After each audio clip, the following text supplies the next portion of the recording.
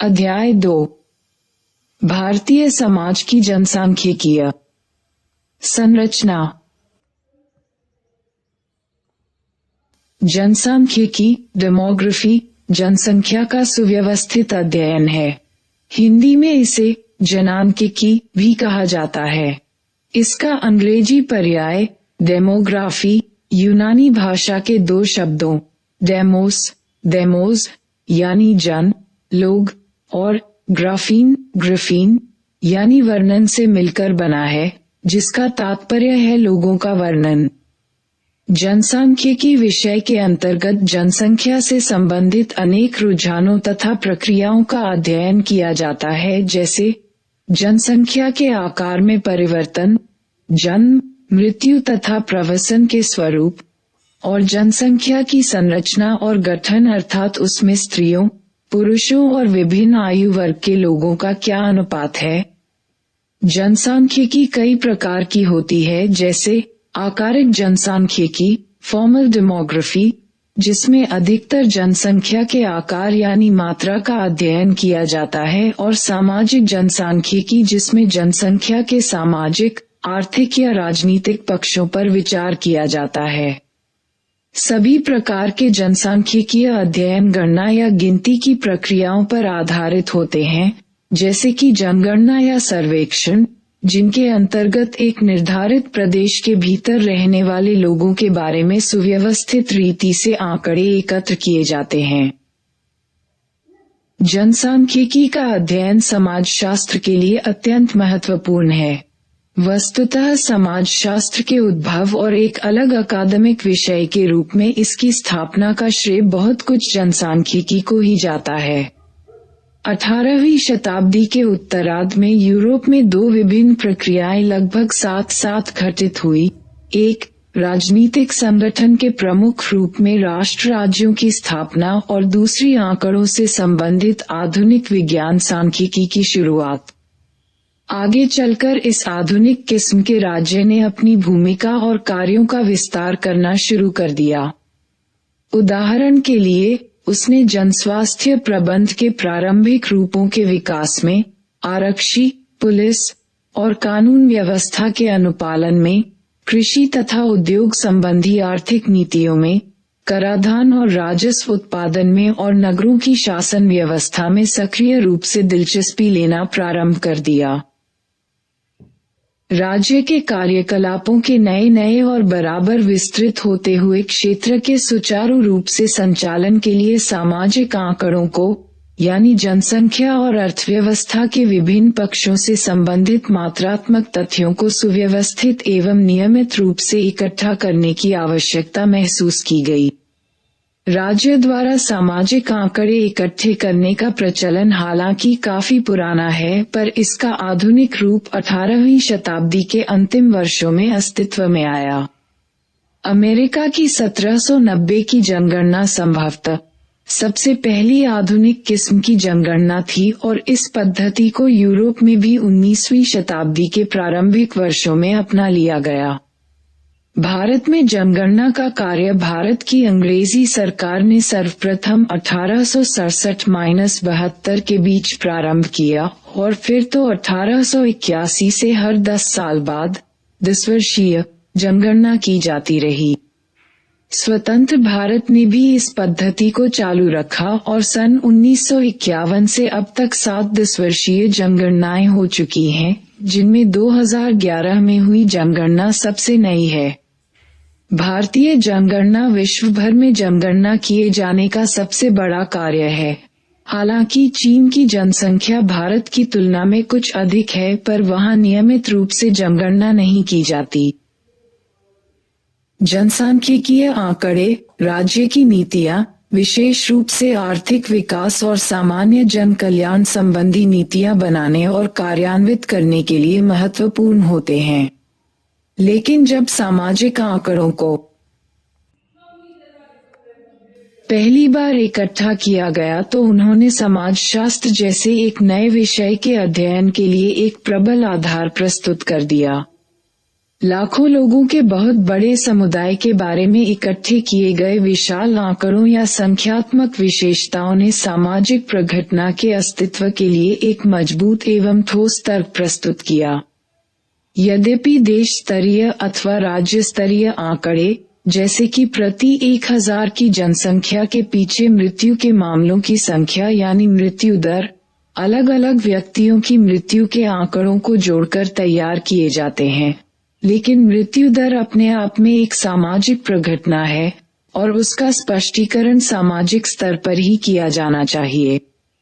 Emil दुर्खाइम का प्रख्यात अध्ययन, जिसमें उन्होंने विभिन्न देशों में आत्महत्या की दरों में पाए जाने वाले अंतरों को स्पष्ट किया है, इस बात का एक अच्छा उदाहरण है।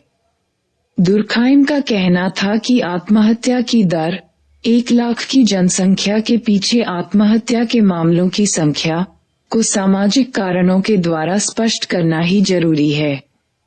भले ही आत्महत्या के प्रत्येक मामले में आत्महत्या करने वाले प्रत्येक व्यक्ति की परिस्थितियां या कारण अलग अलग हो सकते हैं। कभी कभी आकारिक जनसांख्यिकी और जनसंख्या अध्ययन के अधिक व्यापक क्षेत्रों के बीच अंतर किया जाता है।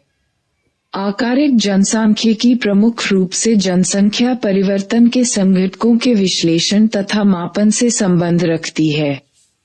इसके अंतर्गत मात्रात्मक विश्लेषण पर विशेष रूप से ध्यान केंद्रित किया जाता है, जिसके लिए अत्यंत विकसित गणितीय विधि अपनाई जाती है। यह विधि जनसंख्या की वृद्धि और उसके गठन में होने वाले परिवर्तनों का पूर्वानुमान लगाने के लिए उपयुक्त होती है। दूसरी ओर, जनसंख्या अध्ययन या सामाजिक जनसांख्यिकी के अंतर्गत जनसंख्या की संरचनाओं और परिवर्तनों के व्यापक कारणों तथा परिणामों का पता लगाया जाता है। सामाजिक जनसांख्यिकीविदों का विश्वास है कि सामाजिक प्रक्रियाएं और संरचनाएं जनसांख्यिकीय प्रक्रियाओं को नियमित करती हैं। समाजशास्त्रियों के समान वे उन सामाजिक कारणों का पता लगाने का प्रयत्न करते हैं जो जनसंख्या के रुझानों को निर्धारित करते हैं। 2.1 जनसांख्यिकी संबंधी कुछ सिद्धांत एवं संकल्पनाएं। माल्थस का जनसंख्या वृद्धि का सिद्धांत। जनसांख्यिकी के सर्वाधिक प्रसिद्ध सिद्धांतों में एक सिद्धांत अंग्रेज राजनीतिक अर्थशास्त्री थॉमस रॉबर्ट माल्थस 1766-1834 के नाम से जुड़ा है। माल्थस का जनसंख्या वृद्धि का सिद्धांत, जो उनके जनसंख्या विषयक निबंध एसे ऑन पॉपुलेशन 1788 में स्पष्ट किया गया है, जो एक तरह से निराशावादी सिद्धांत था। उनका कहना था कि मनुष्यों की जनसंख्या उस दर की तुलना में अधिक तेजी से बढ़ती है जिस दर पर मनुष्य के भरण पोषण के साधन, विशेष रूप से भोजन, लेकिन कपड़ा और अन्य कृषि आधारित उत्पाद भी बढ़ सकते हैं। इसलिए मनुष्य सदा ही गरीबी की हालत में जीने के लिए दंडित किया गया है, क्योंकि कृषि उत्पादन की वृद्धि हमेशा ही जनसंख्या की वृद्धि से पीछे रहेगी। जहां जनसंख्या का विस्तार ज्यामितीय या गुणोत्तर रूप से, जैसे 2, 4, 8, 16, 32 आदि की श्रृंखला में होता है, वहीं कृषि उत्पादन में वृद्धि गणितीय या समांतर रूप से, जैसे 2, 4, 6, 8, 10 आदि की तरह होती है। चूंकि जनसंख्या की वृद्धि की दर भरण पोषण के संसाधनों के उत्पादन में होने वाली वृद्धि की दर से सदा आगे रहती है, इसीलिए समृद्धि को बढ़ाने का एक ही तरीका है कि जनसंख्या की वृद्धि को नियंत्रित किया जाए। दुर्भाग्यवश मनुष्यों में अपनी जनसंख्या को स्वेच्छापूर्वक घटाने की एक सीमित क्षमता ही होती है। कृत्रिम निरोधों। जनसंख्या की शक्ति पृथ्वी द्वारा मनुष्य के भरण पोषण के लिए उत्पादन करने की उसकी शक्ति से इतनी अधिक होती है कि मानव प्रजाति को किसी न किसी रूप में असामयिक मृत्यु का सामना करना ही होगा। मनुष्यों के दुर्गुण ही जनसंख्या को घटाने के सक्रिय और सक्षम कारक होते हैं। वे विनाश की विशाल सेना में अग्रणी होते हैं और अक्सर यह भयंकर कार्य स्वयं ही संपन्न कर देते हैं। लेकिन यदि वे अपने इस विनाशकारी संग्राम में असफल हो जाते हैं तो फिर बीमारियां, महामारियां, घातक रोग और प्लेग आदि भयंकर रूप में उनका स्थान ले लेते हैं और हजारों लाखों लोगों का सफाया कर देते हैं।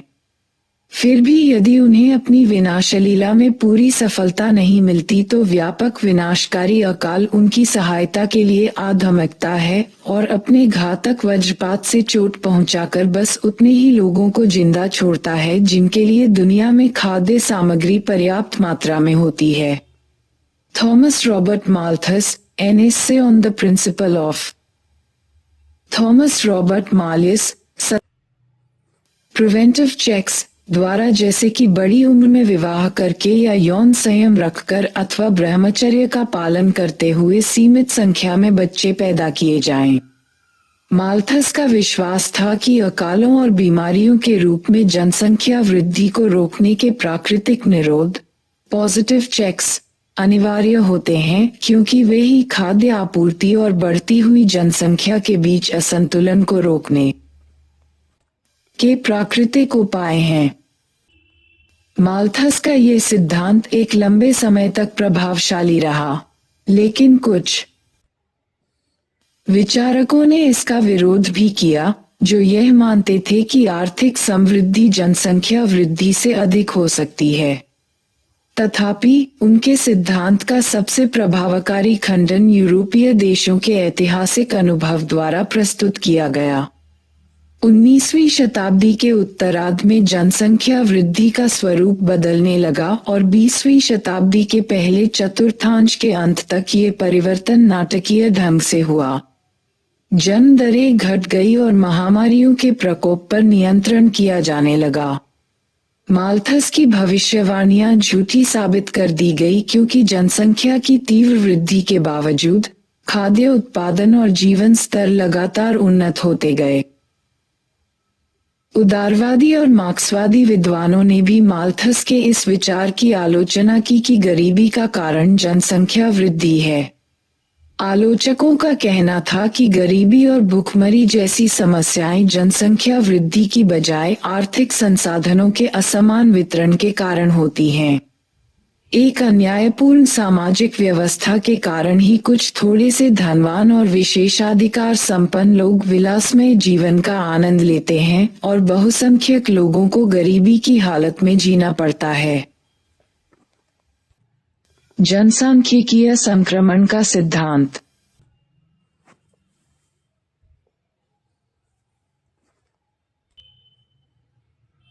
जनसांख्यिकीय विषय में एक अन्य उल्लेखनीय सिद्धांत है जनसांख्यिकीय संक्रमण का सिद्धांत। इसका तात्पर्य यह है कि जनसंख्या वृद्धि आर्थिक विकास के समग्र स्तरों से जुड़ी होती है एवं प्रत्येक समाज विकास से संबंधित जनसंख्या वृद्धि के एक निश्चित स्वरूप का अनुसरण करता है। जनसंख्या वृद्धि के 3 बुनियादी चरण होते हैं। पहला चरण है समाज में जनसंख्या वृद्धि का कम होना क्योंकि समाज अल्प विकसित और तकनीकी दृष्टि से पिछड़ा होता है। वृद्धि दरें इसलिए कम होती हैं क्योंकि मृत्यु दर और जन्म दर दोनों ही बहुत ऊंची होती हैं, इसलिए दोनों के बीच का अंतर यानी शुद्ध वृद्धि दर नीचा रहता है। तीसरे और अंतिम चरण में भी विकसित समाज में जनसंख्या वृद्धि दर नीची रहती है क्योंकि ऐसे समाज में मृत्यु दर और जन्म दर दोनों ही काफी कम हो जाती हैं और उनके बीच अंतर बहुत कम रहता है। इन दोनों अवस्थाओं के बीच एक तीसरा संक्रमणकालीन चरण होता है जब समाज पिछड़ी अवस्था से उन्नत अवस्था में जाता है और इस अवस्था की विशेषता यह है कि इस दौरान जनसंख्या वृद्धि की दरें बहुत ऊंची हो जाती हैं। ये जनसंख्या विस्फोट इसलिए होता है क्योंकि मृत्यु दर, रोग नियंत्रण, जनस्वास्थ्य और बेहतर पोषण के उन्नत तरीकों के द्वारा अपेक्षाकृत तेजी से नीचे ला दी जाती है। लेकिन समाज को इस आपेक्षिक समृद्धि की स्थिति और पहले से अधिक लंबी जीवन अवधियों के अनुरूप अपने आप को ढालने और अपने प्रजननात्मक व्यवहार को, जो उसकी गरीबी और ऊंची मृत्यु दरों की हालत में विकसित हो गया था, बदलने में काफी लंबा समय लगता है। इस प्रकार का संक्रमण पश्चिमी यूरोप में 19वीं शताब्दी के अंतिम वर्षों और 20वीं शताब्दी के प्रारंभिक वर्षों में हुआ था। अपेक्षाकृत कम विकसित देशों में भी, जो गिरती हुई मृत्यु दरों के अनुसार अपने यहाँ जन्म दर घटाने के लिए संघर्षशील रहे हैं, कमोबेश ऐसे ही तरीके अपनाए गए हैं। भारत में भी जनसांख्यिकीय संक्रमण अभी तक पूरा नहीं हुआ है, क्योंकि यहाँ मृत्यु दर कम कर दी गई है, पर जन्म दर उसी अनुपात में नहीं घटाई जा सकी है। सामान्य संकल्पनाएं एवं संकेतक। अधिकांश जनसांख्यिकीय संकल्पनाओं को दरों या अनुपातों के रूप में अभिव्यक्त किया जाता है। उनमें दो संख्याएं शामिल होती हैं। इन संख्याओं में से एक खास आंकड़ा होता है जिसकी गणना एक विशिष्ट भौगोलिक प्रशासनिक इकाई के लिए की जाती है, और दूसरी संख्या तुलना के लिए मानक का काम देती है। उदाहरण के लिए, जन्म दर दर्शाने के लिए किसी एक विशेष क्षेत्र में, जो एक पूरा देश, एक राज्य, एक जिला अथवा अन्य कोई प्रादेशिक इकाई हो सकता है, एक निर्धारित अवधि के दौरान, जो आमतौर पर 1 वर्ष की होती हैं, हुए जीवंत जन्मों यानी जीवित उत्पन्न हुए बच्चों की कुल संख्या को उस क्षेत्र में 1000 की इकाइयों में अभिव्यक्त कुल जनसंख्या से भाग दिया जाता है। दूसरे शब्दों में, जन्म दर प्रति 1000 की जनसंख्या के पीछे जीवित उत्पन्न हुए बच्चों की संख्या होती है। इसी प्रकार मृत्यु दर भी एक ऐसा ही आंकड़ा है जो किसी एक क्षेत्र विशेष में एक निर्धारित अवधि के दौरान हुई मृत्यु की संख्या के रूप में अभिव्यक्त किया जाता है। ये आंकड़े संबंधित परिवारों द्वारा उनके यहाँ हुए जन्म या मृत्यु के मामलों की सूचना दिए जाने पर निर्भर करते हैं। वस्तुतः अधिकांश देशों में, जिनमें भारत भी एक है, लोगों को उनके यहाँ हुए जन्म या मृत्यु के बारे में कानूनन उपयुक्त प्राधिकरण को सूचना देनी होती है। यह उपयुक्त प्राधिकरण गांवों के मामलों में पुलिस थाना या प्राथमिक स्वास्थ्य केंद्र होता है, और कस्बों तथा शहरों के मामले में वहां का संबंधित नगरपालिका, नगर पंचायत का कार्यालय। प्राकृतिक वृद्धि दर या जनसंख्या समवृद्धि दर का तात्पर्य है जन्म दर और मृत्यु दर के बीच का अंतर। जब यह अंतर शून्य अथवा व्यवहारिक रूप से बहुत कम, नगण्य होता है, तब हम ये कह सकते हैं कि जनसंख्या स्थिर हो गई है या वह प्रतिस्थापन स्तर पर पहुंच गई है। यह एक ऐसी अवस्था होती है जब जितने बूढ़े लोग मरते हैं उनका खाली स्थान भरने के लिए उतने ही नए बच्चे पैदा हो जाते हैं। कभी कभी कुछ समाजों को ऋणात्मक समवृद्धि दर की स्थिति से भी गुजरना होता है, अर्थात उनका प्रजनन शक्ति स्तर प्रतिस्थापन दर से नीचा रहता है। आज विश्व में कई ऐसे देश और क्षेत्र हैं जहां ऐसी स्थिति है, जैसे जापान, रूस, इटली एवं पूर्वी यूरोप। दूसरी ओर कुछ समाजों में जनसंख्या समवृद्धि दर बहुत ऊंची हो जाती है, विशेष रूप से उस स्थिति में जब वे ऊपर वर्णित जनसांख्यिकीय संक्रमण से गुजर रहे होते हैं। प्रजनन दर का अर्थ है बच्चे पैदा कर सकने की आयु, जो आमतौर पर 15 से 49 वर्ष की मानी जाती है, वाली प्रति 1000 स्त्रियों की इकाई के पीछे जीवित जन्मे बच्चों की संख्या। लेकिन ऊपर चर्चित अन्य दरों, जन्म तथा मृत्यु दरों की तरह ये दर भी अशोधित दर होती है, यानी कि यह संपूर्ण जनसंख्या के लिए मोटे तौर पर एक स्थूल औसत दर होती है, और इसमें विभिन्न आयु वर्गों में पाए जाने वाले अंतरों का कोई ध्यान नहीं रखा जाता। विभिन्न आयु वर्गों के बीच पाया जाने वाला अंतर कभी कभी संकेतकों के अर्थ को प्रभावित करने में बहुत महत्वपूर्ण हो सकता है। इसीलिए जनसांख्यिकीविद भी आयु विशेष की दरों का हिसाब लगाते हैं। सकल प्रजनन दर से तात्पर्य है ऐसे जीवित जन्म लेने वाले बच्चों की कुल संख्या जिन्हें कोई एक स्त्री जन्म देती, यदि वह बच्चे पैदा करने के आयु वर्ग में पुनर्तः जीवित रहती और इस आयु वर्ग के प्रत्येक हिस्से में औसत उतने ही बच्चे पैदा करती जितने की उस क्षेत्र में आयु विशेष की प्रजनन दरों के अनुसार होने चाहिए। इस बात को कहने का एक दूसरा तरीका यह है कि सकल प्रजनन दर स्त्रियों के एक विशेष वर्ग द्वारा उनकी प्रजनन आयु की अवधि के अंत तक पैदा किए गए बच्चों की औसत संख्या के बराबर होती है। प्रजनन आयु की अवधि का अनुमान एक निश्चित अवधि में पाई गई आयु विशेष की दरों के आधार पर लगाया जाता है। विसारिया और विसारिया 2003। शिशु मृत्यु दर उन बच्चों की मृत्यु की संख्या दर्शाती है जो जीवित पैदा हुए 1000 बच्चों में से 1 वर्ष की आयु प्राप्त होने से पहले ही मौत के मुंह में चले जाते हैं। इसी प्रकार मातृ मृत्यु दर उन स्त्रियों की संख्या की सूचक है जो जीवित प्रसूति के 1 लाख मामलों में अपने बच्चे को जन्म देते समय मृत्यु को प्राप्त हो जाती हैं। शिशु और मातृ मृत्यु की ऊंची दरें निसंदेह पिछड़ेपन और गरीबी की सूचक होती हैं। जब समाज विकास के पथ पर अग्रसर होता है तो ये दरें तेजी से घटने लगती हैं क्योंकि तब चिकित्सा सुविधाओं और शिक्षा, जागरूकता तथा समृद्धि के स्तरों में वृद्धि होती जाती है। एक अन्य संकल्पना जो कुछ भ्रामक है वह आयु संभाव्यता। यह इस बात की सूचक है कि एक औसत व्यक्ति अनुमानतः कितने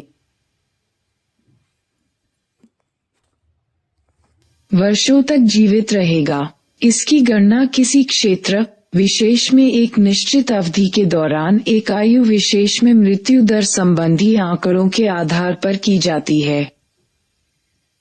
स्त्री पुरुष अनुपात ये बताता है कि किसी क्षेत्र विशेष में एक निश्चित अवधि के दौरान प्रति 1000 पुरुषों के पीछे स्त्रियों की संख्या क्या है। ऐतिहासिक तौर पर संपूर्ण विश्व में ये पाया गया है कि अधिकांश देशों में स्त्रियों की संख्या पुरुषों की अपेक्षा थोड़ी अधिक होती है। इस तथ्य के बावजूद कि कुदरती तौर पर मादा बच्चों की तुलना में नर बच्चे कुछ ज्यादा पैदा होते हैं, यानी प्रकृति हर 1000 नर बच्चों के पीछे मोटे तौर पर 943 से 952 तक मादा बच्चे पैदा करती हैं। इस तथ्य के बावजूद यदि स्त्री पुरुष अनुपात थोड़ा स्त्रियों के पक्ष में है तो फिर इसके 2 कारण हो सकते हैं। पहला ये कि शैशवावस्था में बालिका शिशुओं में बालक शिशुओं की अपेक्षा रोग के प्रतिरोध की क्षमता अधिक होती है। जीवन चक्र के दूसरे सिरे पर अधिकांश समाजों में स्त्रियां पुरुषों की तुलना में अधिक वर्षों तक जीवित रहती हैं, इसीलिए बूढ़ी स्त्रियों की संख्या बूढ़े पुरुषों से अधिक है। इन दोनों कारणों ने मिलकर स्त्री पुरुष अनुपात को प्रभावित किया है, जिससे अधिकांश संदर्भों में प्रति 1000 पुरुषों के पीछे स्त्रियों की संख्या मोटे तौर पर 1050 के आसपास होती है। तथापि ये देखने में आया है कि चीन, दक्षिण कोरिया और विशेषतः भारत जैसे कुछ देशों में स्त्री पुरुष अनुपात घटता जा रहा है। इस प्रघटना को वर्तमान सामाजिक मानकों से जोड़ा जा सकता है, जिनके अनुसार पुरुषों को स्त्रियों की तुलना में कहीं अधिक महत्व दिया जाता है और इसी के परिणामस्वरूप बेटे को अधिमान्यता अधिक पसंद दी जाती है और बालिका शिशुओं की उपेक्षा की जाती है। जनसंख्या की आयु संरचना से तात्पर्य है कि कुल जनसंख्या के विभिन्न आयु वर्गों में व्यक्तियों का अनुपात है। आयु संरचना विकास के स्तरों और औसत आयु संभाव्यता के स्तरों में होने वाले परिवर्तनों के अनुसार क्या बदलती रहती है। प्रारंभ में निम्न स्तर की चिकित्सा सुविधाओं, रोगों के प्रकोप और अन्य कई कारणों से जीवन अवधि अपेक्षाकृत कम थी। इसके अलावा शिशुओं तथा प्रसूताओं की मृत्यु की ऊंची दरें भी आयु संरचना को प्रभावित करती हैं। विकास के साथ साथ जीवन स्तर में सुधार होता जाता है और उसके कारण आयु की संभाव्यता भी बढ़ जाती है। इसके फलस्वरूप आयु संरचना में परिवर्तन आता है। छोटी आयु के वर्गों में जनसंख्या के अपेक्षाकृत छोटे हिस्से और बड़ी आयु के वर्गों में बड़े हिस्से पाए जाते हैं। इस स्थिति को जनसंख्या का बूढ़ा होना भी कहा जाता है। पराश्रितता अनुपात जनसंख्या के पराश्रित और कार्यशील हिस्सों को मापने का साधन है। पराश्रित वर्ग में ऐसे बुजुर्ग लोग आते हैं जो अपने बुढ़ापे के कारण काम नहीं कर सकते और ऐसे बच्चे भी आते हैं जो इतने छोटे हैं कि काम नहीं कर सकते। कार्यशील वर्ग में आमतौर पर 15 से 64 वर्ष की आयु के लोग होते हैं।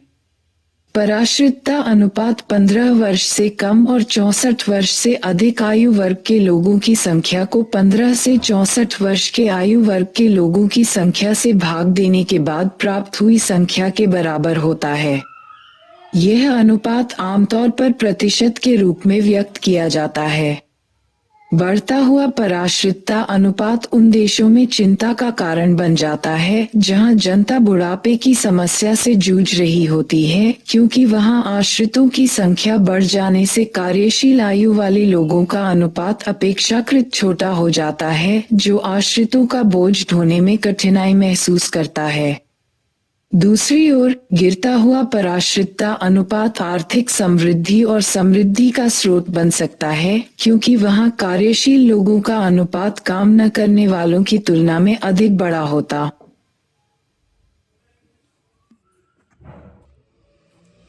है। इसे कभी कभी जनसांख्यिकीय लाभांश अथवा आयु संरचना के परिवर्तन से प्राप्त होने वाला फायदा कहा जाता है। लेकिन ये लाभ की स्थिति अल्पकालीन होती है, क्योंकि कार्यशील आयु वाले लोगों का बड़ा वर्ग आगे चलकर काम न करने वाले बूढ़े लोगों के रूप में बदल जाता है। 2.2 भारत की जनसंख्या का आकार और समृद्धि। भारत विश्व में चीन के बाद दूसरा सबसे बड़ी जनसंख्या वाला देश है। सन 2011 की जनगणना के अनुसार इसकी कुल जनसंख्या 121 करोड़ यानी 1.21 अरब है। जैसा कि सारणी 1 में देखा जा सकता है, भारत की जनसंख्या समृद्धि दर हमेशा बहुत ऊंची नहीं रही।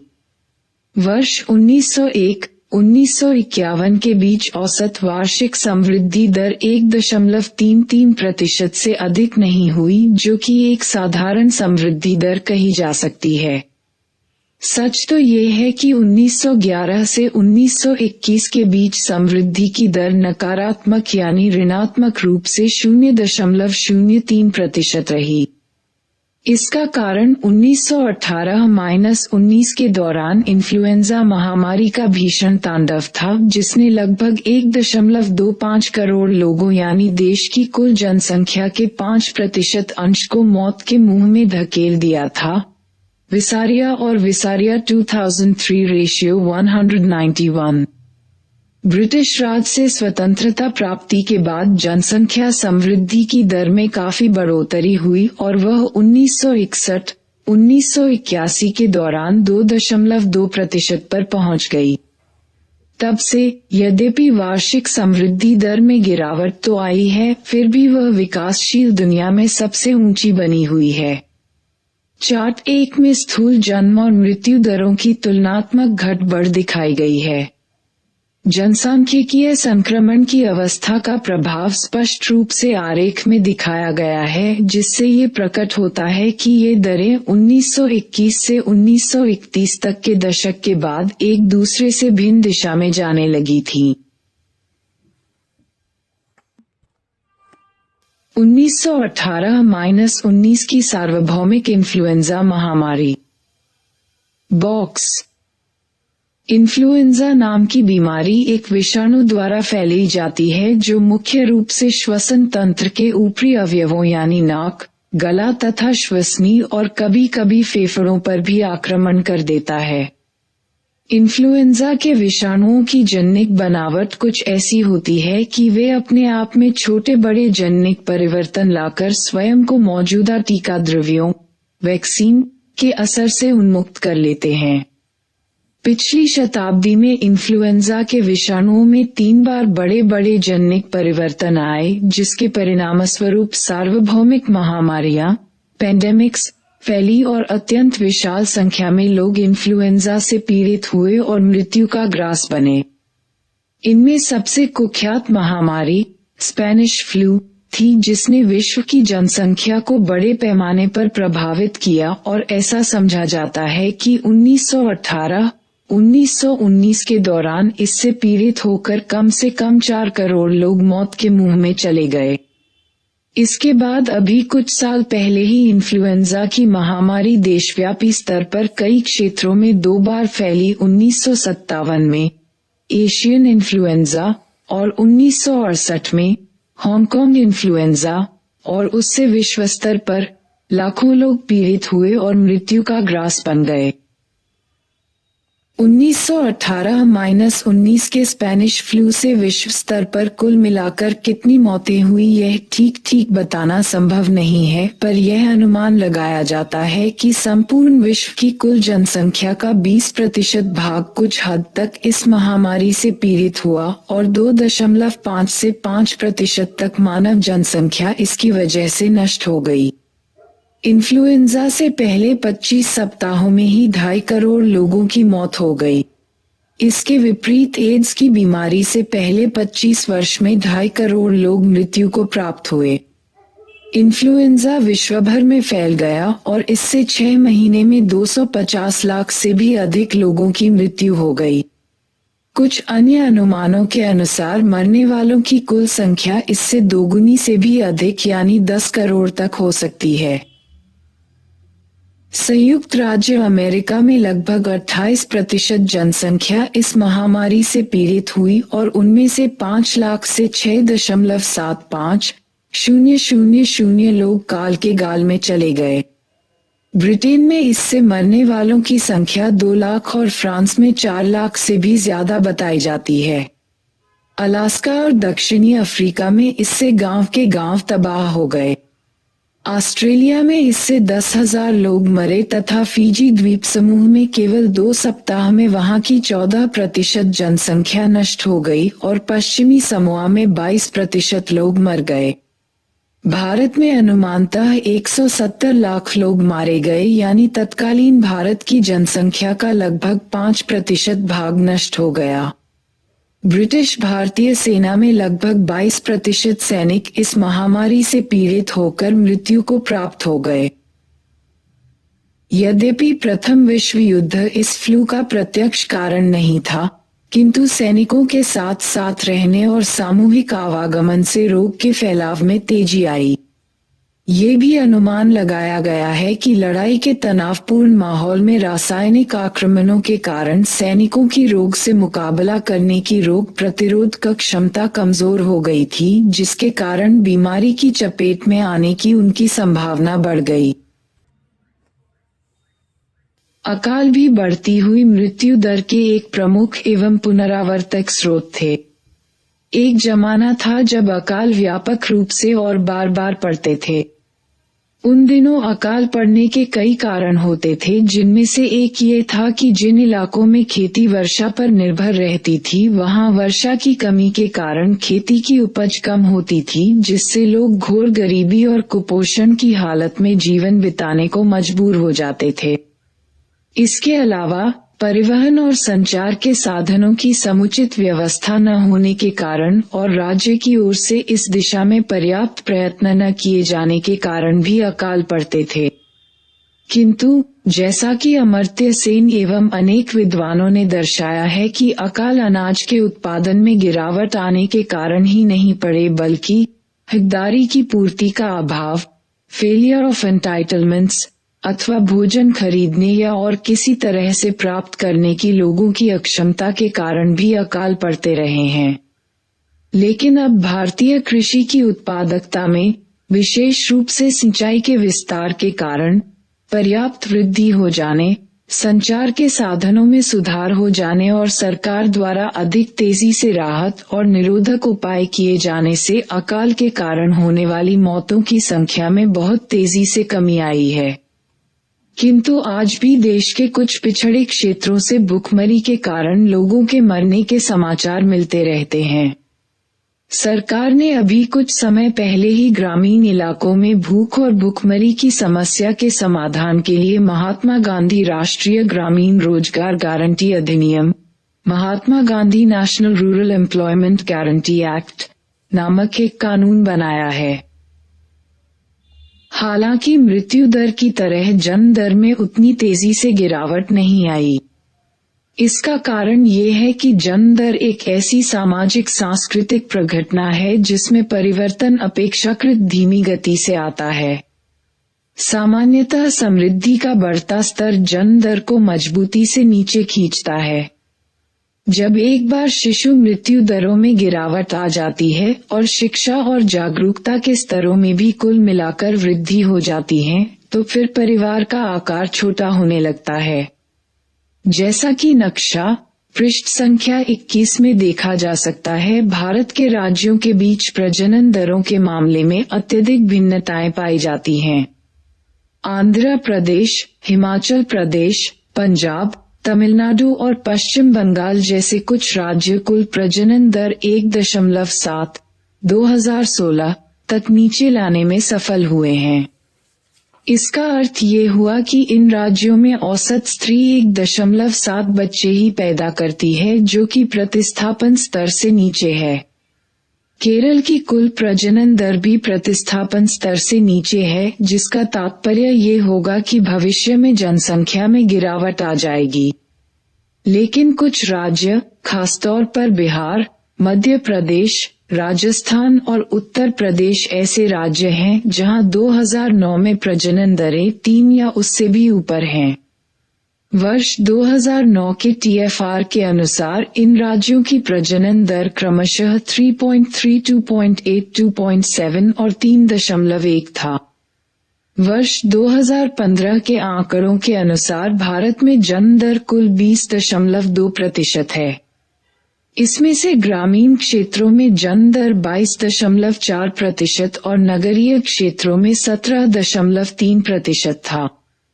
भारत में सबसे अधिक जन्म दर उत्तर प्रदेश और बिहार में है, ये है 25.9% और 26.4% है, और ये राज्य मिलकर 2026 तक भारत की कुल जनसंख्या का 50% लगभग आधा भाग तक बढ़ा सकते हैं। अकेला उत्तर प्रदेश ही अनुमानतः 1/4 तक 22% बढ़ा सकता है। चार्ट -2 पृष्ठ संख्या 23 में विभिन्न राज्यों में क्षेत्रीय समूह के रूप में उनकी जनसंख्या बढ़ोतरी दर्शाई गई है।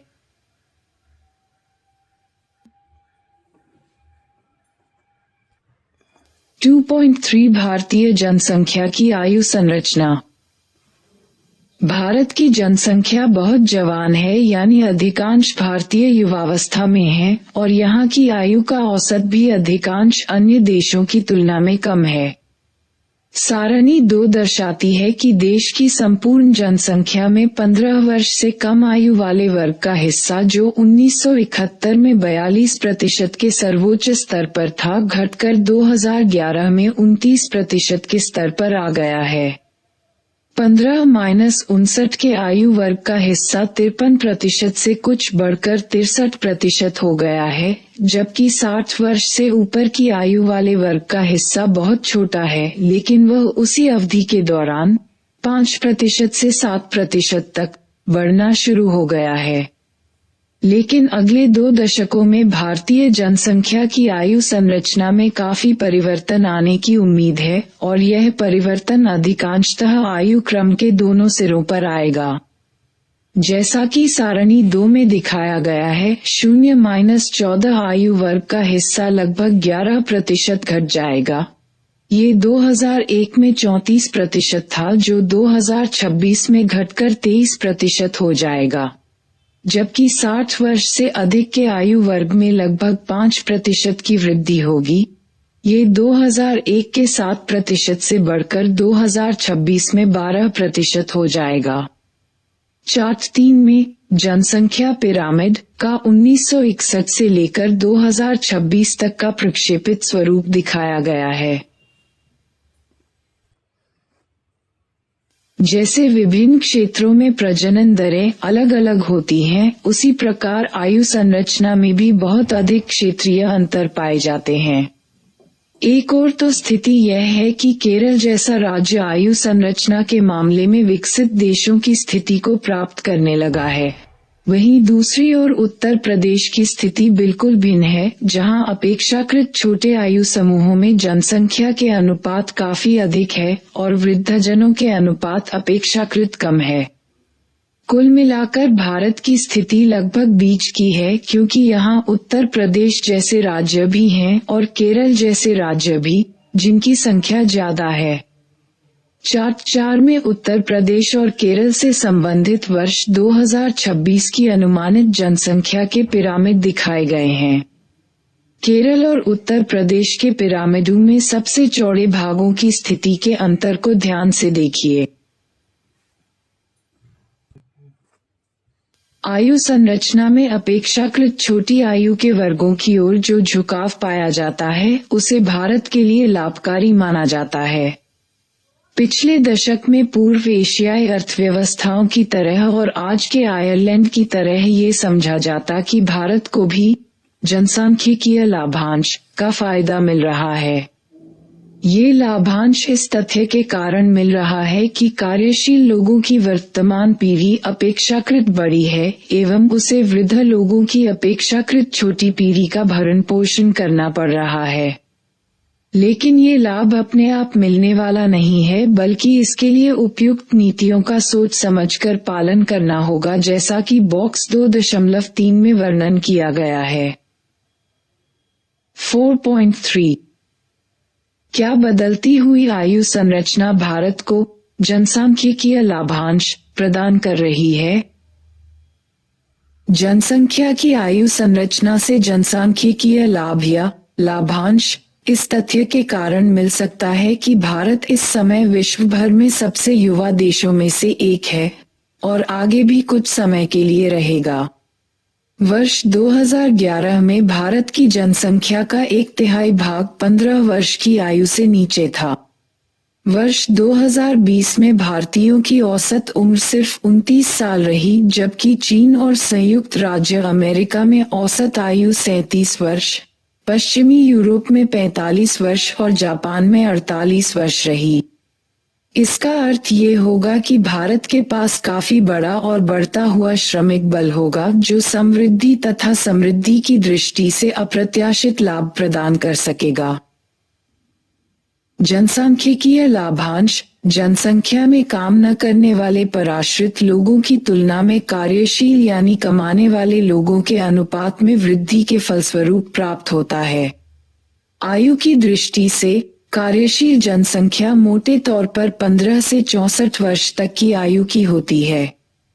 कार्यशील आयु वर्ग स्वयं अपना भरण पोषण तो करता ही है, साथ ही उसे अपने आयु वर्ग से बाहर के आयु वर्ग यानी बच्चों और वृद्धों को भी सहारा देना होता है, जो स्वयं काम नहीं कर सकते हैं और इसलिए पराश्रित होते हैं। जनसांख्यिकीय संक्रमण आयु संरचना में होने वाले परिवर्तन पराश्रितता अनुपात को यानी जनसंख्या के अनर्जक न कमाने वाले आयु वर्ग और अर्जक यानी कार्यशील आयु वर्ग के बीच के अनुपात को कम कर देते हैं, जिससे समृद्धि होने की संभावना उत्पन्न हो जाती है। लेकिन इस संभावना को वास्तविक समृद्धि में तभी बदला जा सकता है जब कार्यशील आयु वर्ग में शिक्षा और रोजगार के स्तरों में भी तदनुरूप वृद्धि होती जाए। यदि श्रमिक बल में शामिल नए लोग शिक्षित नहीं होंगे तो उनकी उत्पादकता नीची रहेगी। यदि वे बेरोजगार रहते हैं तो वे बिल्कुल भी नहीं कमा सकेंगे और कमाने वालों के बजाय पराश्रितों की श्रेणी में शामिल हो जाएंगे। अतः इस बात की कोई गारंटी नहीं है कि आयु संरचना में परिवर्तन आने से लाभ प्राप्त हो जाएंगे जब तक कि योजनाबद्ध विकास के जरिए उनका ठीक से उपयोग नहीं किया जाए। वास्तविक समस्या तो पराश्रितता अनुपात की परिभाषा को लेकर है। ये प्रत्यय कार्यशील व गैर कार्यशील आयु वर्गों के अनुपात पर आधारित होता है, न कि रोजगारी हैसियत पर। मूल बात यह है कि कार्यशील आयु वर्ग का व्यक्ति बेरोजगार भी हो सकता है। कार्यशील आयु वर्ग और बेरोजगार वर्ग के बीच का अंतर बेरोजगारी व अपूर्ण रोजगारी की स्थिति पर निर्भर है। बेरोजगारी या अपूर्ण रोजगारी श्रमिक बल के एक भाग को उत्पादक कार्य से बाहर रखती है। इससे स्पष्ट हो जाता है कि क्यों कुछ देश जनसांख्यिकीय लाभांश का फायदा उठा सकते हैं जबकि कुछ और देश ऐसा नहीं कर पाते।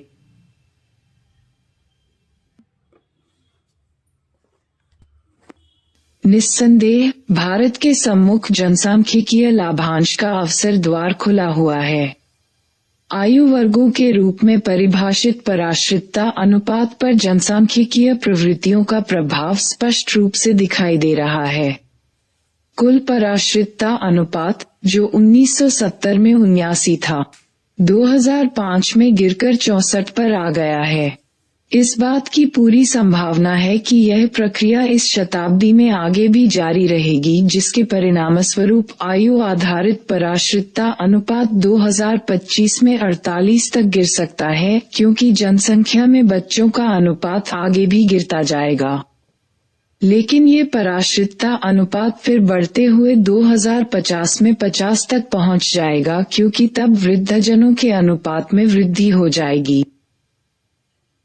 किंतु समस्या रोजगार की है।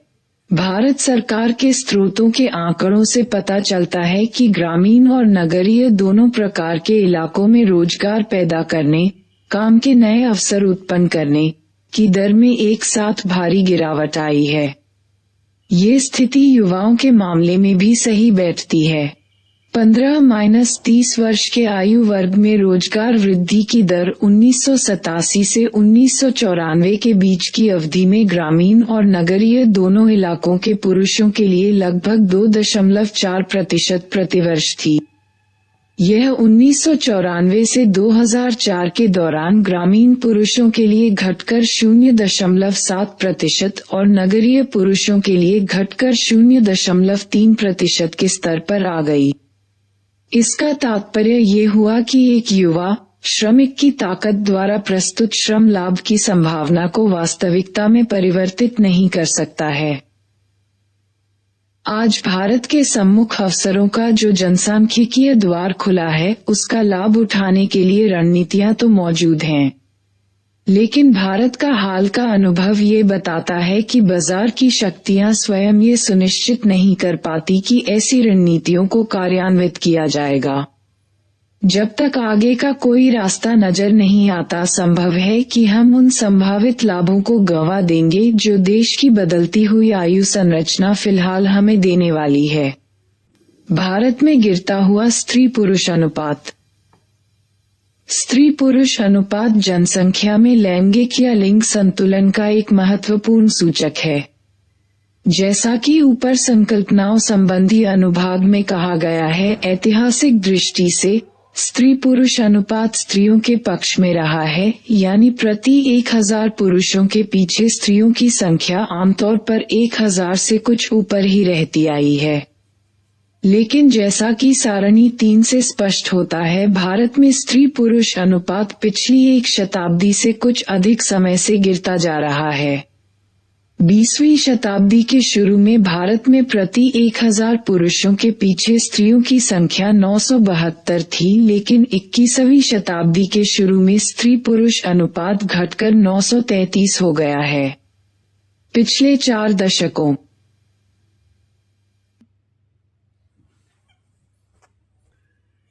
की प्रवृत्ति खासतौर पर चिंताजनक रही है। 1961 में स्त्री पुरुष अनुपात 941 था, जो घटते हुए अब तक के सबसे नीचे स्तर 927 पर आ गया। हालांकि 2001 में उसमें फिर मामूली सी बढ़ोतरी हुई है।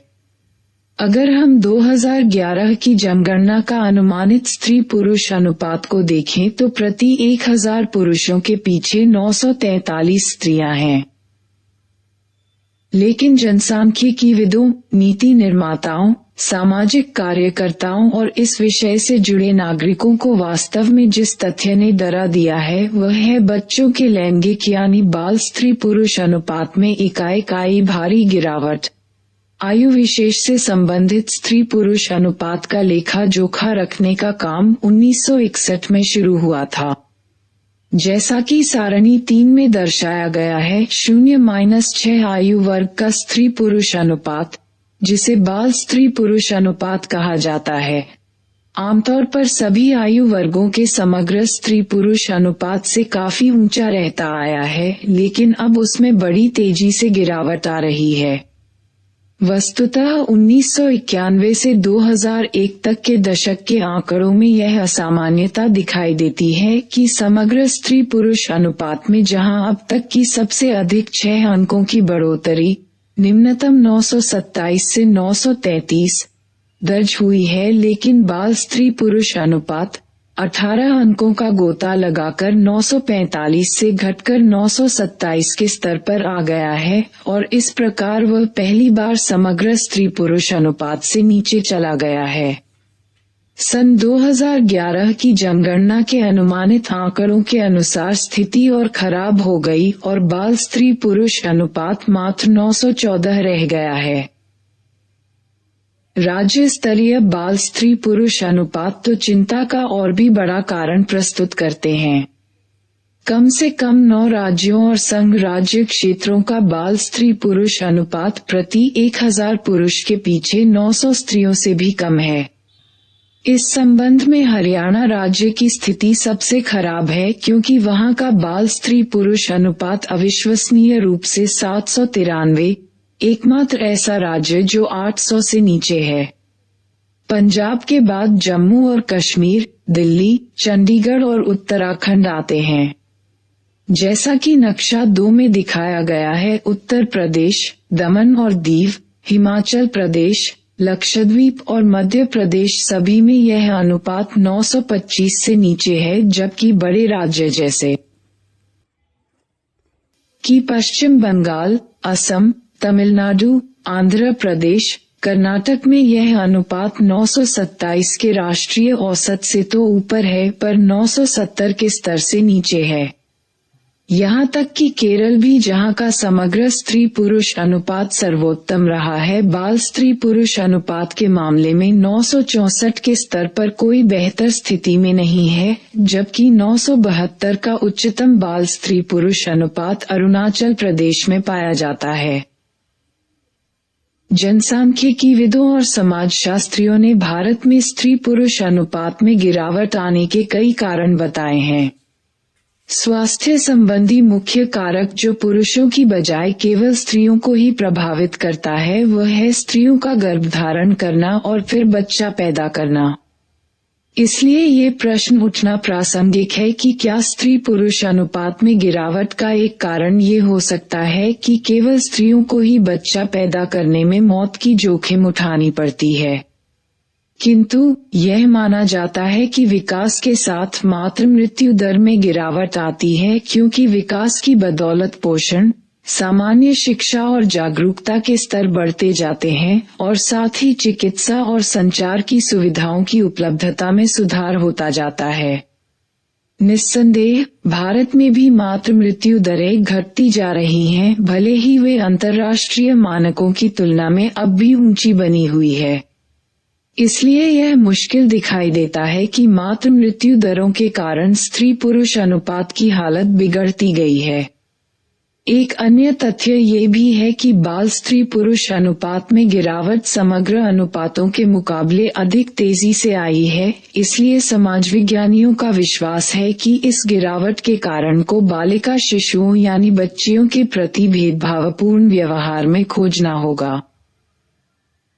बाल स्त्री पुरुष अनुपात में गिरावट आने के अनेक कारण हैं, जैसे शैशवावस्था में बच्चियों की देखभाल की घोर उपेक्षा, जिससे उनकी मृत्यु दरें ऊंची हो जाती हैं, लिंग विशेष के गर्भपात जिससे बच्चियों को पैदा ही होने नहीं दिया जाता, और बालिका शिशुओं की हत्या अथवा धार्मिक या सांस्कृतिक अंधविश्वासों के कारण शैशवावस्था में ही बच्चियों की हत्या। इनमें से प्रत्येक कारण एक गंभीर सामाजिक समस्या की ओर इशारा करता है और इस बात के कुछ प्रमाण भी मिलते हैं कि ये सब कारण भारत में कार्य करते रहे हैं। अनेक क्षेत्रों में बालिका हत्या की प्रथाएं प्रचलित बताई जाती है, जबकि ऐसी आधुनिक चिकित्सा तकनीकों को अधिक महत्व दिया जा रहा है जिनकी सहायता से गर्भावस्था की प्रारंभिक स्थितियों में ही यह पता लगाया जा सकता है कि गर्भस्थ शिशु लड़का होगा या लड़की। सोनोग्राम यानी अल्ट्रासाउंड प्रौद्योगिकी पर आधारित एक्सरे जैसा नैदानिक उपाय जो मूल रूप में भ्रूण के जनिक या अन्य विकारों का पता लगाने के लिए विकसित किया गया था, अब संभवतः भ्रूण के लिंग का पता लगाने और चयनात्मक आधार पर बालिका भ्रूण को गर्भ में ही नष्ट कर देने के लिए काम में लाया जाने लगा है। कुछ क्षेत्रों में बाल स्त्री पुरुष अनुपातों का नीचा स्तर इस तर्क का समर्थन करता प्रतीत होता है। आश्चर्यजनक तथ्य तो ये है कि निम्नतम बाल स्त्री पुरुष अनुपात भारत के सबसे अधिक समृद्ध क्षेत्रों में पाए जाते हैं। हाल की भारत की आर्थिक सर्वेक्षण के अनुसार इसी तरह पंजाब, हरियाणा, चंडीगढ़ और दिल्ली में भी प्रति व्यक्ति आय बहुत उच्च है, लेकिन इन्हीं राज्यों में बाल स्त्री पुरुष अनुपात बहुत निम्न है। तदर्थ इसलिए चयनात्मक गर्भपातों की समस्या गरीबी या अज्ञान अथवा संसाधनों के अभाव के कारण उत्पन्न नहीं हुई है। उदाहरण के लिए, यदि दहेज प्रथा के कारण माता पिता को अपनी बेटियों के विवाह में देने के लिए दहेज के रूप में मोटा भुगतान करना पड़े तो समृद्धिशाली और धनाढ्य माता पिता ऐसा दहेज देने में पूरी तरह समर्थ होंगे। किंतु देखने में आया है कि सबसे अधिक समृद्धिशाली क्षेत्रों में ही स्त्री पुरुष अनुपात सबसे नीचा है। ये भी संभव है कि हालांकि अभी इस मुद्दे पर अनुसंधान चल रहा है, आर्थिक दृष्टि से समृद्ध परिवार अपेक्षाकृत कम अक्सर 1 या 2 बच्चे उत्पन्न करना चाहते हैं, इसलिए कि वे अपनी पसंद के अनुसार ही लड़का या लड़की पैदा करना चाहेंगे। अल्ट्रासाउंड प्रौद्योगिकी की उपलब्धता के कारण ऐसा करना संभव हो गया है। हालांकि सरकार ने कठोर कानून बनाकर इस पद्धति पर प्रतिबंध लगा दिया है और इस कानून का उल्लंघन करने वाले को भारी जुर्माने और कारावास के दंड का भागी बना दिया है। प्रसवपूर्व नैदानिक प्रविधियां, दुरुपयोग का विनियमन और निवारण अधिनियम नामक ये कानून 1999 से लागू है और इसे 2003 में और अधिक प्रबल बना दिया गया है। तथापि बालिका बच्चों के विरुद्ध पूर्वाग्रह जैसी समस्याओं का दीर्घकालीन समाधान समाज में उत्पन्न होने वाली अभिवृत्तियों पर अत्यधिक निर्भर करता है। हालांकि नियम एवं कानून भी इसमें मदद कर सकते हैं। अपने देश में बेटी बचाओ बेटी पढ़ाओ कार्यक्रम का सूत्रपात हाल ही में भारत सरकार ने किया है। ये बाल स्त्री पुरुष अनुपात को बढ़ाने के लिए एक कारगर नीति साबित हो सकती है। 2.5 साक्षरता। शिक्षित होने के लिए साक्षर होना जरूरी है और साक्षरता शक्ति संपन्न होने का महत्वपूर्ण साधन है। जनसंख्या जितनी अधिक साक्षर होगी, आजीविका के विकल्पों के बारे में उसमें उतनी ही अधिक जागरूकता उत्पन्न होगी और लोग ज्ञान आधारित अर्थव्यवस्था में उतना ही अधिक भाग ले सकेंगे। इसके अलावा साक्षरता से स्वास्थ्य के प्रति भी जागरूकता आती है और समुदाय के सदस्यों की सांस्कृतिक और आर्थिक कल्याण कार्यों में सहभागिता बढ़ती है। स्वतंत्रता प्राप्ति के बाद साक्षरता के स्तरों में काफी सुधार आया है एवं हमारी जनसंख्या का 2/3 हिस्सा अब साक्षर है।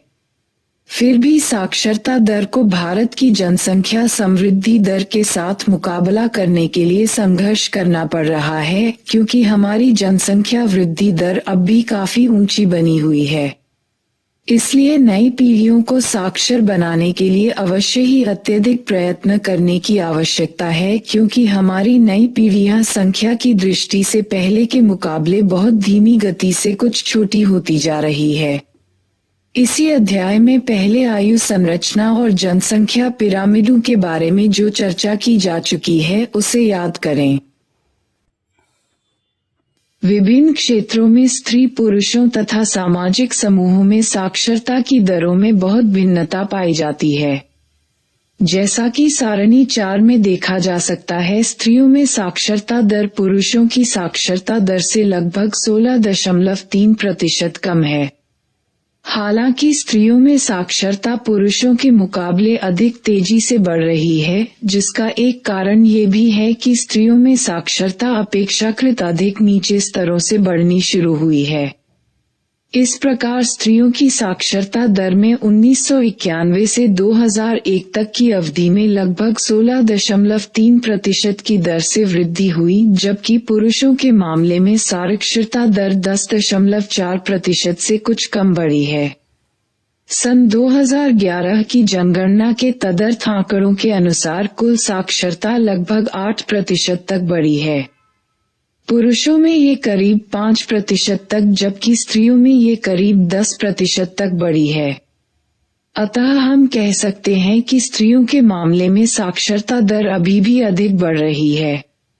विभिन्न सामाजिक समूहों में भी साक्षरता की दरों में अंतर पाया जाता है।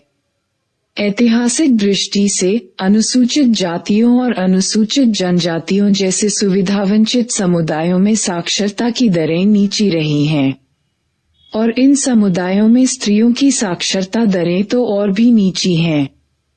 इस मामले में विभिन्न क्षेत्रों के बीच भारी असमानता है। एक और जहां केरल जैसे कुछ राज्य सार्वजनीन साक्षरता के स्तर की ओर अग्रसर हो रहे हैं, वहीं बिहार जैसे कई राज्य इस मामले में बहुत पीछे रह गए हैं।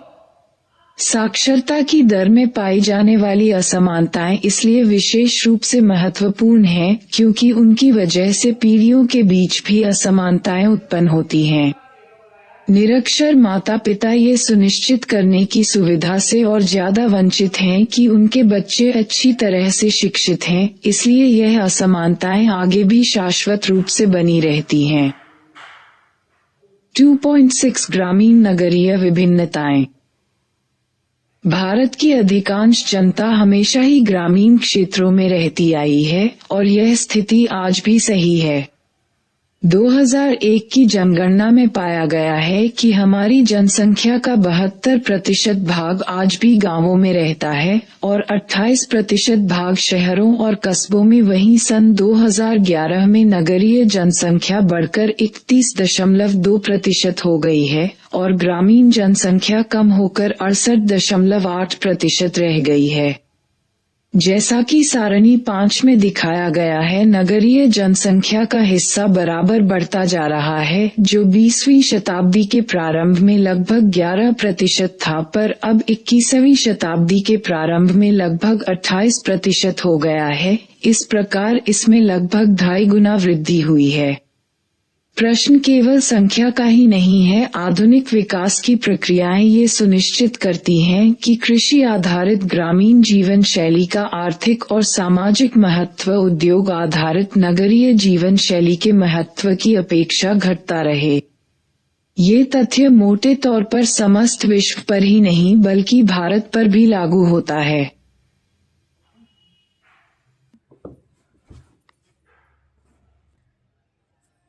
एक समय में कृषि देश में सबसे अधिक योगदान देती थी, लेकिन आज सकल घरेलू उत्पाद में उसका योगदान केवल 6वां भाग रह गया है। यद्यपि हमारी अधिकांश जनता ग्रामीण क्षेत्रों में रहती है और अपनी आजीविका कृषि से ही चलाती है, पर वह जो उत्पादन करते हैं उसका आपेक्षिक आर्थिक मूल्य अत्यधिक घट गया है। यहाँ तक कि गांवों में रहने वाले अधिक से अधिक लोग अब शायद खेती या यहाँ तक कि गांव में काम नहीं करते हैं। ग्रामीण लोग परिवहन सेवा, व्यवसाय या शिल्प निर्माण जैसे खेती से अलग भिन्न ग्रामीण व्यवसायों को अधिकाधिक अपनाते जा रहे हैं। यदि उनका गांव किसी नगर के काफी पास हो तो वे गांव में रहते हुए भी काम करने के लिए रोजाना उस निकटतम नगरीय केंद्र में जाते हैं। रेडियो, टेलीविजन, समाचार पत्र जैसे जनसंपर्क एवं जनसंचार के साधन अब ग्रामीण क्षेत्रों में रहने वाले लोगों के समक्ष नगरीय जीवन शैली और उपभोग के स्वरूपों की तस्वीरें पेश कर रहे हैं। परिणामस्वरूप दूरदराज के गांवों में रहने वाले लोग नगरीय तड़क भड़क और सुख सुविधाओं से सुपरिचित हो जाते हैं। उनमें भी वैसा ही उपभोगपूर्ण जीवन जीने की लालसा उत्पन्न हो जाती है। जनसंक्रमण और जनसंचार के साधन अब ग्रामीण तथा नगरीय इलाकों के बीच की खाई को पाटते जा रहे हैं। पहले भी ग्रामीण इलाके बाजार की ताकतों की पहुंच से कभी भी अछूते नहीं रहे और आज तो स्थिति यह है कि वे उपभोक्ता बाजार के साथ बड़ी घनिष्ठता से जुड़ते जा रहे हैं। बाजारों की सामाजिक भूमिका पर अध्याय 4 में चर्चा की जाएगी। नगरीय दृष्टिकोण से विचार किया जाए तो नगरीकरण में हो रही तेज समृद्धि ये दर्शाती है कि कस्बे या शहर ग्रामीण जनता को चुंबक की तरह अपनी ओर आकर्षित कर रहे हैं। जिन लोगों को ग्रामीण इलाकों में पर्याप्त काम नहीं मिलता, वे काम की तलाश में शहर चले जाते हैं। गांवों से नगरों की ओर प्रवासन की गति में इसलिए भी तेजी आई है क्योंकि गांवों में तालाबों, वन प्रदेशों और गोचर भूमियों जैसे साझी संपत्ति के संसाधनों में बराबर कमी आती जा रही है। पहले साझे संसाधनों से गरीब लोग गांवों में गुजारा कर लिया करते थे, हालांकि उनके पास जमीन बहुत कम या बिल्कुल नहीं हुआ करती थी। अब ये संसाधन निजी संपत्ति के रूप में बदल गए हैं अथवा खत्म हो गए हैं। तालाब पोखर या तो सूख गए हैं या फिर उनसे पर्याप्त मात्रा में मछली नहीं मिलती। जंगल या तो काट डाले गए हैं या गायब हो गए हैं। अब जबकि लोगों के पास ये संसाधन नहीं रहे, लेकिन दूसरी ओर उन्हें ऐसी बहुत सी चीजें जो उन्हें पहले मुफ्त में मिलती थीं, जैसे ईंधन, चारा या अन्य अनुपूरक खाद्य वस्तुएं, अब बाजार से खरीदनी पड़ती हैं, तो उनकी कठिनाई बढ़ जाती है। कठिनाई की यह हालत इस तथ्य से और भी खराब हो जाती है कि नकद आमदनी कमाने के अवसर गांवों में कम हो गए हैं। कभी लोग शहरी जीवन को कुछ सामाजिक कारणों से भी पसंद करते हैं, जैसे कि शहरों में गुमनामी की जिंदगी जी जा सकती है। इसके अलावा ये तथ्य कि नगरीय जीवन में अपरिचितों से संपर्क होता रहता है कुछ भिन्न कारणों से लाभकारी साबित हो सकता है। अनुसूचित जातियों और अनुसूचित जनजातियों जैसे सामाजिक रूप से पीड़ित समूहों को शहरी रहन सहन कुछ हद तक रोजमर्रा की उस अपमानजनक स्थिति से बचाता है जो उन्हें गांवों में भुगतनी पड़ती है, जहां हर कोई उनकी जाति से उन्हें पहचानता है। शहरी जीवन की गुमनामी के कारण सामाजिक दृष्टि से प्रभुत्वशाली ग्रामीण समूहों के अपेक्षाकृत गरीब लोग शहर में जाकर कोई भी नीचा समझा जाने वाले काम करने से नहीं हिचकिचाते, जिसे वे गांव में रहते हुए बदनामी के डर से नहीं कर सकते थे। इन सभी कारणों से शहर ग्रामीणों के लिए आकर्षक गंतव्य बन गए हैं। दिन पर दिन बढ़ते जा रहे शहर जनसंख्या के इस प्रवाह के प्रमाण हैं। स्वातंत्र्योत्तर काल में नगरीकरण की तेज रफ्तार से भी इस तथ्य की पुष्टि होती है। जहां नगरीकरण की प्रक्रिया बहुत तेज गति से चल रही है, इसके अंतर्गत सबसे विराट शहर मेट्रोपोलिस ही सबसे अधिक तेजी से फैलते जा रहे हैं। ये महानगर ग्रामीण क्षेत्रों एवं साथ ही साथ छोटे कस्बों के प्रवासियों को अपनी ओर आकर्षित करते हैं। इस समय भारत में कुल मिलाकर 5,161 कस्बे और शहर हैं, जिनमें 28.60 करोड़ लोग रहते हैं। किंतु आश्चर्यजनक बात यह है कि नगरीय जनसंख्या का 2/3 से भी अधिक भाग 27 बड़े शहरों में रहता है, जिनकी आबादी 10 लाख से ज्यादा है। स्पष्टतः भारत में अपेक्षाकृत बड़े शहरों की जनसंख्या इतनी तेजी से बढ़ रही है कि नगरीय आधारभूत सुविधाएं उतनी तेजी से शायद ही बढ़ सकें। इन शहरों पर जनसंचार के माध्यमों का ध्यान प्रमुख रूप से अधिक केंद्रित रहने से भारत का सार्वजनिक चेहरा ग्रामीण की बजाय अधिकाधिक नगरीय होता जा रहा है। तथापि देश में राजनीतिक शक्ति प्रदान करने की प्रक्रिया में ग्रामीण इलाके आज भी निर्णायक भूमिका अदा करते हैं। 2.7 भारत की जनसंख्या नीति। इस अध्याय में की गई चर्चा से यह स्पष्ट हो गया होगा कि जनसंख्या की गतिशीलता एक महत्वपूर्ण विषय है और यह एक राष्ट्र के विकास की संभावनाओं को और वहां की जनता के स्वास्थ्य और कल्याण को निर्णायक रूप से प्रभावित करती है। यह विशेष रूप से उन विकासशील देशों के मामले में अधिक सही है जिन्हें इस संबंध में विशेष चुनौतियों का सामना करना पड़ता है। इसलिए यह कोई आश्चर्यजनक बात नहीं है कि भारत पिछले 50 साल से भी अधिक समय से एक आधिकारिक जनसंख्या नीति का पालन करता रहा है। वास्तव में भारत ही संभवतः ऐसा पहला देश था जिसने 1952 में अपनी जनसंख्या नीति की स्पष्ट घोषणा कर दी थी। हमारी जनसंख्या नीति ने राष्ट्रीय परिवार नियोजन कार्यक्रम के रूप में एक ठोस रूप धारण किया। इस कार्यक्रम के उद्देश्य मोटे तौर पर समान रहे हैं: जनसंख्या समृद्धि की दर और स्वरूप को प्रभावित करके सामाजिक दृष्टि से वांछनीय दिशा की ओर ले जाने का प्रयत्न करना। प्रारंभिक दिनों में इस कार्यक्रम का सबसे महत्वपूर्ण उद्देश्य था जन नियंत्रण के विभिन्न उपायों के माध्यम से जनसंख्या समृद्धि की दर को धीमा करना, जन स्वास्थ्य के मानक स्तरों में सुधार करना और जनसंख्या तथा स्वास्थ्य संबंधी मुद्दों के बारे में आम लोगों की जागरूकता बढ़ाना। पिछले लगभग 50 वर्षों में भारत ने जनसंख्या के क्षेत्र में अनेक उल्लेखनीय उपलब्धियां हासिल की हैं, जिनका संक्षिप्त ब्यौरा बॉक्स 2.4 में दिया गया है। राष्ट्रीय आपातकाल की अवधि 1975-76 में परिवार नियोजन के कार्यक्रम को गहरा धक्का लगा।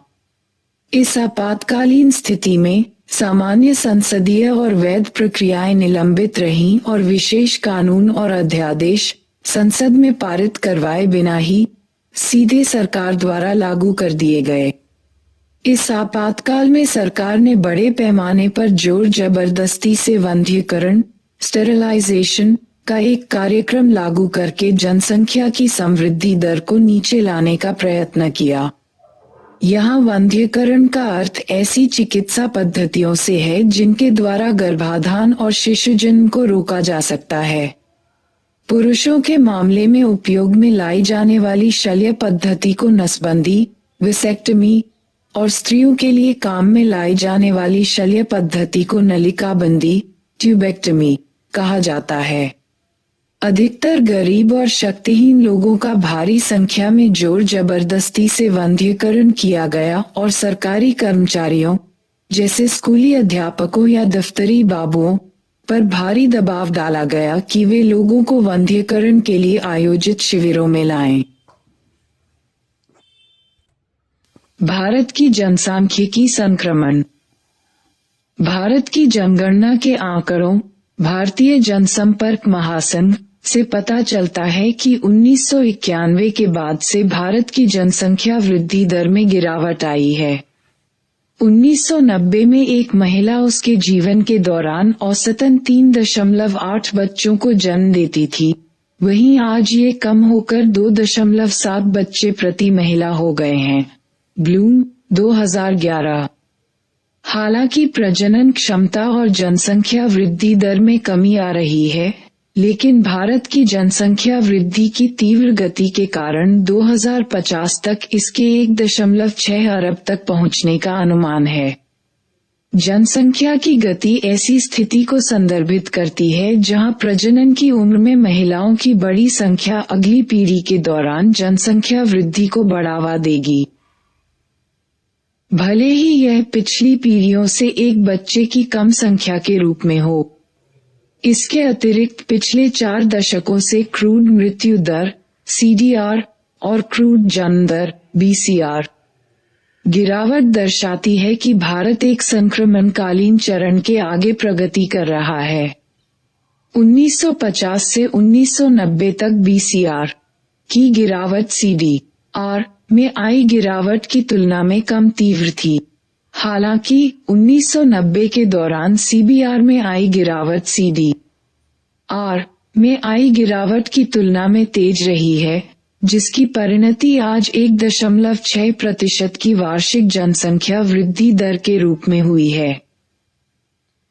राष्ट्रीय स्वास्थ्य नीति 2017 के महत्वपूर्ण लक्ष्य। नीति में जनस्वास्थ्य व्यय को समयबद्ध ढंग से GDP के 2.5% तक बढ़ाने का प्रस्ताव किया गया है। वर्तमान में ये GDP का 1.04% है। जन्म के समय जीवन प्रत्याशा को 67.5 वर्ष से बढ़ाकर वर्ष 2025 तक 70 वर्ष करना। वर्ष 2022 तक प्रमुख वर्गों में रोगों की व्यापकता तथा इसके रुझान को मापने के लिए विकलांगता समायोजित आयु वर्ष डेली सूचकांक की नियमित निगरानी करना। वर्ष 2025 तक राष्ट्रीय और उपराष्ट्रीय स्तर पर कुल प्रजनन दर टोटल फर्टिलिटी रेट TFR को घटाकर 2.1 पर लाना। वर्ष 2025 तक 5 वर्ष से कम आयु के बच्चों में मृत्यु दर को कम करके 23 करना तथा MMR के वर्तमान स्तर को वर्ष 2020 तक घटाकर 100 करना। नवजात शिशु मृत्यु दर को घटाकर 16 करना तथा मृत जन्म लेने वाले बच्चों की दर को वर्ष 2025 तक घटाकर 1 अंक में लाना। वर्ष 2020 के वैश्विक लक्ष्य को प्राप्त करना जिसे HIV एड्स के लिए 90 रेशियो 90 के लक्ष्य के रूप में परिभाषित किया गया है, अर्थात HIV पीड़ित सभी 90% लोग अपनी HIV स्थिति के बारे में जानते हैं। सभी 90% HIV संक्रमण से पीड़ित लोग स्थायी एंटीरेट्रोवायरल चिकित्सा प्राप्त करते हैं तथा एंटीरेट्रोवायरल चिकित्सा प्राप्त करने वाले सभी 90% लोगों में वॉयल रोकथाम होगा। क्षय रोग के नए स्पुटम पॉजिटिव रोगियों में 85% से अधिक की इलाज दर को प्राप्त करना और उसे बनाए रखना तथा नए मामलों में कमी लाना ताकि वर्ष 2025 तक इसे समाप्त किया जा सके। वर्ष 2025 तक दृष्टिहीनता की व्याप्तता को घटाकर 0.25/1000 करना तथा रोगियों की संख्या को वर्तमान स्तर से घटाकर 1/3 करना। हृदयवाहिका रोग, कैंसर, मधुमेह या सांस के पुराने रोगों से होने वाली अकाल मृत्यु को वर्ष 2025 तक घटाकर 25% करना। 2025 तक सार्वजनिक स्वास्थ्य सुविधाओं का उपयोग मौजूदा स्तरों से 50% बढ़ाएं। प्रसव पूर्व देखभाल कवरेज 90% से ऊपर और जन्म के समय कुशल उपस्थिति 2025 तक 90% से अधिक हो। 2025 तक 1 वर्ष की आयु के नवजात शिशु 90% से अधिक पूरी तरह से प्रतिरक्षित हो। 2025 तक राष्ट्रीय और उपराष्ट्रीय स्तर पर 90% से ऊपर परिवार नियोजन की आवश्यकता को पूरा करना। घरेलू स्तर पर ज्ञात उच्च रक्तचाप और मधुमेह से ग्रस्त लोगों को 2025 तक 80% नियंत्रित रोग की स्थिति में लाना। वर्तमान तंबाकू के उपयोग को 2020 तक 15% और 2025 तक 30% तक घटाना। 2025 तक 5 वर्ष से कम आयु के बच्चों में स्टंट करने के प्रचलन में 40% की कमी लाना। 2020 तक सभी के लिए सुरक्षित पानी और स्वच्छता तक पहुंच की सुविधा उपलब्ध करवाना। 2020 तक 334 प्रति लाख कृषि श्रमिकों की व्यवसाय संबंधी चोटों को वर्तमान स्तर से आधा करना। 2020 तक राज्य के स्वास्थ्य व्यय को राज्य बजट में 8% तक बढ़ाना। 2025 तक भयावह स्वास्थ्य व्यय का सामना करने वाले परिवारों के अनुपात में वर्तमान स्तरों से 25% तक कमी लाना। 2020 तक उच्च प्राथमिकता वाले जिलों में Indian public health standard IF मानकों के अनुसार पैरामेडिक्स और डॉक्टरों की उपलब्धता सुनिश्चित करना। 2025 तक उच्च प्राथमिकता वाले जिलों में सामुदायिक स्वास्थ्य स्वयंसेवकों की IPHS मानदंड के अनुसार उपलब्धता सुनिश्चित करना।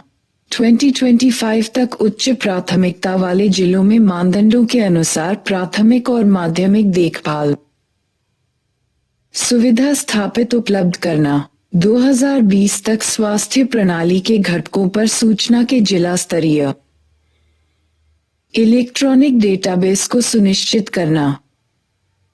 इस कार्यक्रम का जनता में व्यापक रूप से विरोध हुआ के बाद निर्वाचित होकर आई सरकार ने इसे छोड़ दिया और आपातकाल आपातकाल के बाद राष्ट्रीय परिवार नियोजन कार्यक्रम का नाम बदलकर उसे राष्ट्रीय परिवार कल्याण कार्यक्रम कहा जाने लगा और वंध्यकरण के लिए अपनाए जाने वाले दबावकारी तरीकों को छोड़ दिया गया।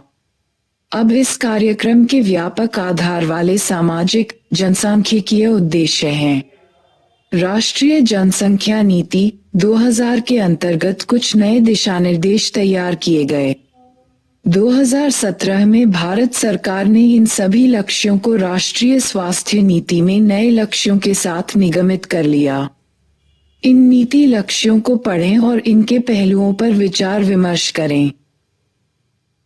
भारत का राष्ट्रीय परिवार कल्याण कार्यक्रम हमें ये शिक्षा देता है कि हालांकि राज्य जनसांख्यिकीय परिवर्तन के उद्देश्य से उपयुक्त परिस्थितियां बनाने के लिए बहुत कुछ कर सकता है, फिर भी अधिकांश जनसांख्यिकीय परिवर्तनशील दरों में, विशेष रूप से मनुष्य की प्रजनन दर के मामले में, अंततः आर्थिक, सामाजिक और सांस्कृतिक पक्ष ही महत्वपूर्ण भूमिका निभाते हैं।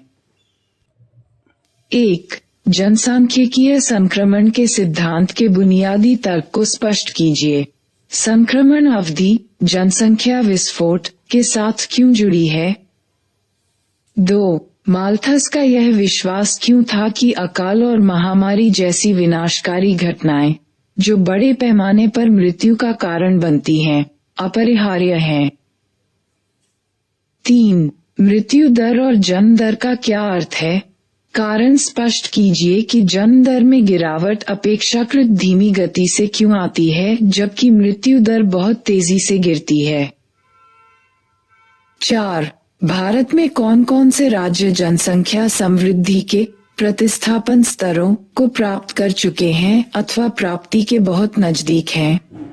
कौन से राज्यों में अब भी जनसंख्या समृद्धि की दरें बहुत ऊंची हैं? आपकी राय में इन क्षेत्रीय अंतरों के क्या कारण हो सकते हैं? 5. जनसंख्या की आयु संरचना का क्या अर्थ है? आर्थिक विकास और समृद्धि के लिए उसकी क्या प्रासंगिकता है? 6. स्त्री पुरुष अनुपात का क्या अर्थ है? एक गिरते हुए स्त्री पुरुष अनुपात के क्या निहितार्थ हैं? क्या आप यह महसूस करते हैं कि माता पिता आज भी बेटियों की बजाय बेटों को अधिक पसंद करते हैं? आपकी राय में इस पसंद के क्या क्या कारण हो सकते हैं?